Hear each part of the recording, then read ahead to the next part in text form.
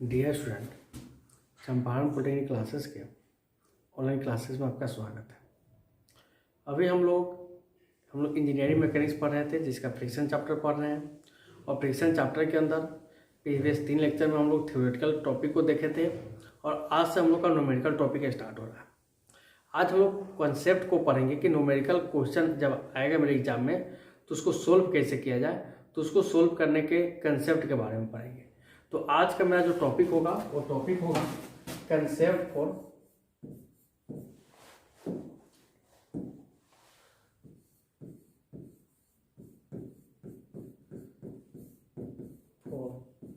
Solving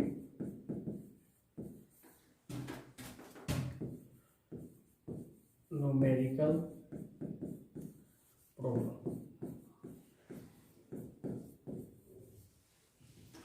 concept for solving numerical problem, ये topic आप लोग बनाइएगा। और टॉपिक में पहला case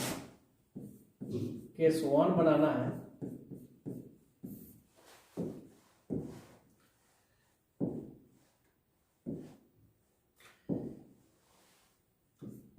If the object lies on horizontal plane,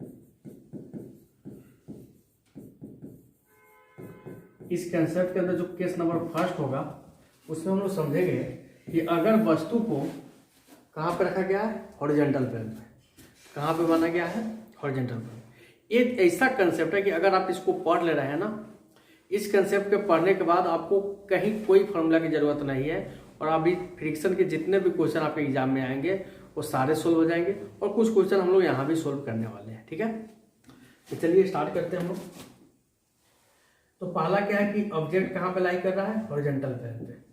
तो सबसे पहला काम मेरा यह होगा कि एक हॉरिजॉन्टल प्लेन बनाएंगे, और इस हॉरिजॉन्टल प्लेन का नाम होगा रफ। रफ का मतलब रुकना। ये हम बना देते हैं कि ये रफ हॉरिजॉन्टल प्लेन है, मान लिया जाए। और इस पे एक वस्तु रखा गया। क्या रखे हम लोग, एक वस्तु रखे हैं।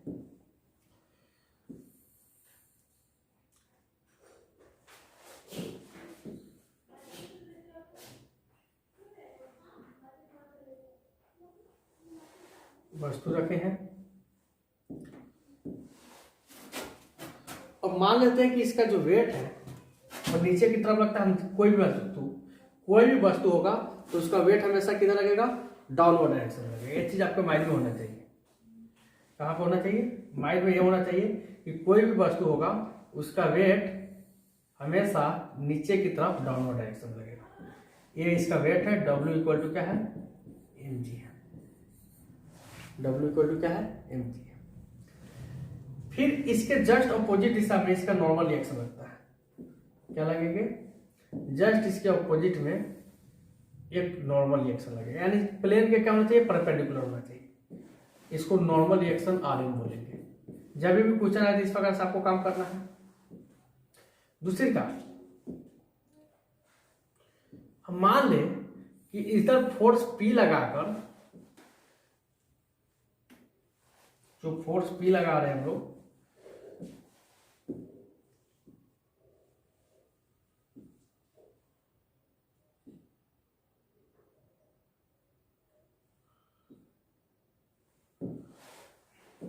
इसको अप्लाइड फोर्स मान लेते हैं। क्या मान लेते हैं, अप्लाइड फोर्स, अप्लाइड लोड या फोर्स, और इसको P मानते हैं। P लगा के उधर खींचेंगे तो इसके जस्ट अपोजिट में फ्रिक्शन लगेगा। तो फ्रिक्शन कहाँ लगेंगे, जस्ट इसके अपोजिट में। ये मेरा क्या होगा, फ्रिक्शन F होगा। तो इस केस का नाम होगा कि जो फोर्स अप्लाई किए थे हॉरिजॉन्टल प्लेन के पैरेलल अप्लाई किए थे, इसको क्या बोल सकते हैं, if when the force applied parallel to the horizontal plane. इसको क्या बोल सकते हैं, when the force applied parallel to the horizontal plane. अब इस प्रकार क्वेश्चन आएगा कि जिसमें वेट दिया होगा और जो फोर्स अप्लाई कर रहे हैं पैरेलल टू हॉरिजॉन्टल प्लेन, आपको कुछ ज्यादा कंसेप्ट नहीं लगाना है। कंडीशन ऑफ इक्विलिब्रियम अप्लाई करना है। क्या अप्लाई करना है? Condition of equilibrium. जैसे देखिए, तो इस प्रकार का क्वेश्चन आए, जैसे भी आपके एग्जाम में आए, आपको करना क्या है, हम बता रहे हैं वही काम करना है। देखिएगा, इस प्रकार से रख देते हैं हम लोग, और यहां पर लिखते हैं अप्लाइंग द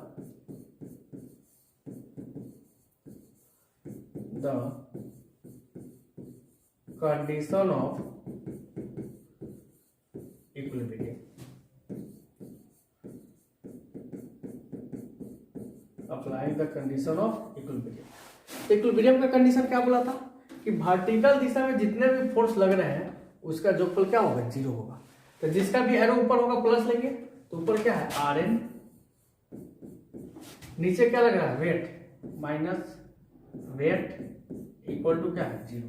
तो Rn इक्वल टू एक फॉर्मूला निकल जाएगा, वेट W। इक्वेशन फर्स्ट ये अप्लाई कर देना।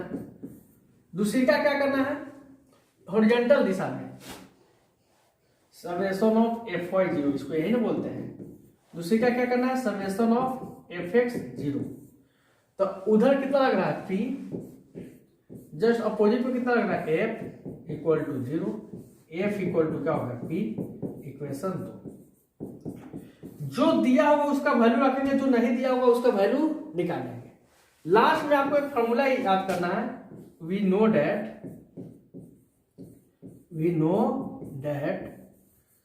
F इक्वल टू कितना? Mu into Rn। बस म्यू क्या था? कोफिशिएंट ऑफ फ्रिक्शन था।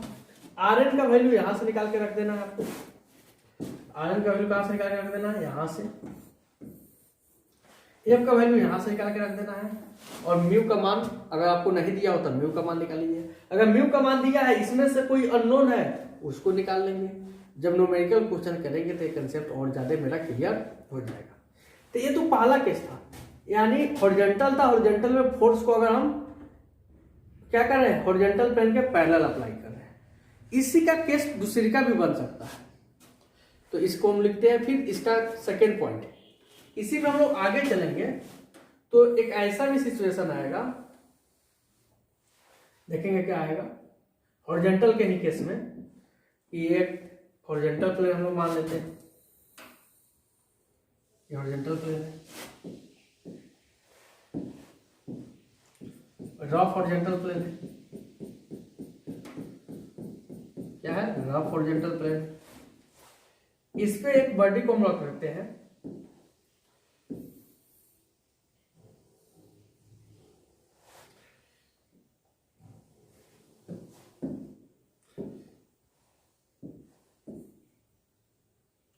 बॉडी को रख दी। अब यहां पे जो फोर्स अप्लाई कर रहे हैं ना, वो कुछ एंगल से अप्लाई करेंगे वो, यहां पे अप्लाई करें। अब तो हॉरिजॉन्टल फोर्स अप्लाई नहीं कर पा रहे हैं हम लोग, ये हॉरिजॉन्टल से कुछ एंगल पे हो गया। उस एंगल को हम थोड़ा देर के लिए थीटा मान लेते हैं।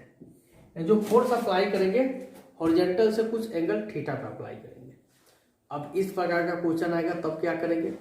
कुछ नहीं, जो तरीका आपको बताया था वही तरीका अप्लाई करना है। सबसे पहला काम,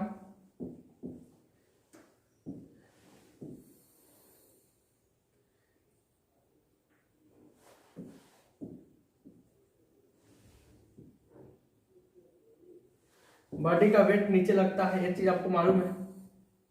क्या करेंगे? बॉडी का वेट लगा देंगे नीचे, W इक्वल टू क्या? mg। ऊपर क्या लगेगा? Normal reaction Rn। जब बॉडी फोर्स इधर P अप्लाई कर रहे हैं, अप्लाइड फोर्स है, क्या है? अप्लाइड फोर्स है, तो जस्ट इसके अपोजिट दिशा में क्या लगेगा? फ्रिक्शन लगेगा। अप्लाइड फोर्स के जस्ट अपोजिट दिशा में क्या लगते हैं बाबू? फ्रिक्शन लगते हैं। चीज आपको ऑलरेडी मालूम है। तो फ्रिक्शन हमेशा इस डायरेक्शन में होगा। बॉडी का मोशन उधर है तो फ्रिक्शन जस्ट पीछे होगा।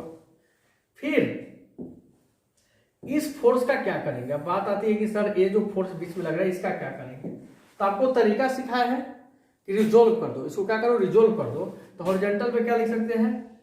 P cos theta. इधर पे क्या लिख सकते हैं? P sin theta. टूट गया। इधर में क्या लिख सकते हैं? F यानी फ्रिक्शन। अब कंडीशन ऑफ इक्विलिब्रियम अप्लाई कर दो, तो हॉरिजॉन्टल दिशा और वर्टिकल दिशा वाला तोड़ दो। तो कंडीशन ऑफ इक्विलिब्रियम जब अप्लाई करेंगे तब ए फोर्स का कोई काम नहीं रह गया क्योंकि बीच में टूटा। ए हॉरिजॉन्टल है, ये वर्टिकल है, ये वर्टिकल है, ये हॉरिजॉन्टल है, तो दो इक्वेशन तो फिर बनेंगे। बस इक्वेशन बनाइए, उसके बाद जो वैल्यू दिया उसका मान रखिए, जो नहीं दिया उसको क्या कीजिए, निकालिए। तो इसका केस क्या है कि जब फोर्स जो अप्लाई करें हॉरिजॉन्टल प्लेन से कुछ एंगल पे अप्लाई करें, हॉरिजॉन्टल प्लेन से कुछ एंगल पे अप्लाई करें, इस प्रकार आपको न्यूमेरिकल जरूर मिलेंगे। यहाँ पर लिख सकते हैं अप्लाइंग द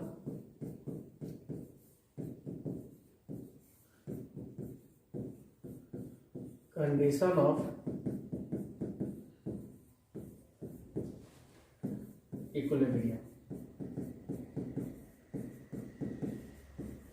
जब इक्विलिब्रियम का कंडीशन अप्लाई करेंगे तो सबसे पहले summation of F Y equal to 0, vertical दिशा में जितने भी फोर्स लग रहे हैं उसका समेशन क्या आएगा 0।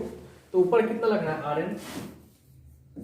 N plus P sine theta, अब माइनस डब्ल्यू इक्वल टू 0। फिर यहां से आर एन का मान निकालेंगे, आर एन इक्वल टू क्या होगा W minus P sine theta. अगर जो दिया था उसका मान रखो, नहीं दिया उसको ऐसा ही रहने दो। इक्वेशन इसको क्या मानो, फर्स्ट मानो। जब हॉरिजॉन्टल वाला अप्लाई करो समेशन ऑफ एफ एक्स 0, तो उधर क्या है पी कोस थीटा, इधर में क्या है minus F equal to 0, F equal to क्या है। फिर इसमें भी जो दिया उसको रखो, नहीं दिया उसको छोड़ दो। इक्वेशन सेकेंड बनो। इस इक्वेशन फर्स्ट और सेकेंड को कहां पे रखो, एक यूनिवर्सल तुमको फॉर्मूला पढ़ा के आए हैं, वी नो डैट, कौन सा formula, we know that F equal to mu into R N. क्या फॉर्मूला पढ़ा के आए हैं, F equal to mu into R N. बस इस इक्वेशन में पुट कर दो एफ का वैल्यू, आर एन का वैल्यू, और आराम से निकल जाएगा। तुमको एक रिलेशन यह भी पढ़ाते हैं, चूंकि म्यू इक्वल टू क्या होता है tan फाई, याद करके रखना। यानी फाई क्या था, फ्रिक्शन एंगल था, और फ्रिक्शन tan इनवर्स म्यू के क्या होते हैं, बराबर होते हैं। तो ये चीज हमेशा आपके माइंड में सेट अप होना चाहिए। तो ये टॉपिक हम लोग कर रहे थे कि अगर आपके पास न्यूमेरिकल क्वेश्चन आए और वो वस्तु हॉरिजॉन्टल प्लेन पे है और हॉरिजॉन्टल प्लेन पर रहने के बाद हमको फोर्स अप्लाई करना पड़ रहा है, कोई भी अननोन वैल्यू निकालना है, कभी एंगल ऑफ फ्रिक्शन, कभी कोफिशिएंट ऑफ फ्रिक्शन, कभी कितना फोर्स चाहिए, कभी कितना फ्रिक्शन डेवलप होगा, कितना नॉर्मल रिएक्शन होगा, ये सारा चीज निकल जाएंगे। बस ये कंसेप्ट होना चाहिए, कोई फॉर्मूला की आपको जरूरत नहीं पड़ेगा। आज हम लोग यहीं पर रुकेंगे, मिलते हैं नेक्स्ट लेक्चर में, तब तक के लिए धन्यवाद।